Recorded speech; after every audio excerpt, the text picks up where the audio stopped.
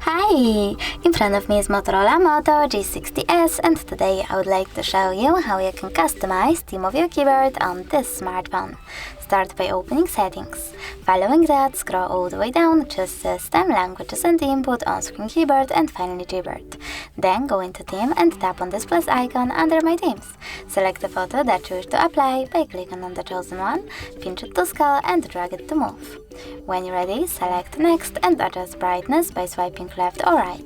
Finally choose Done and tap on the switcher next to keyboarders to switch them on or off. Finally, click on Apply and simply go back.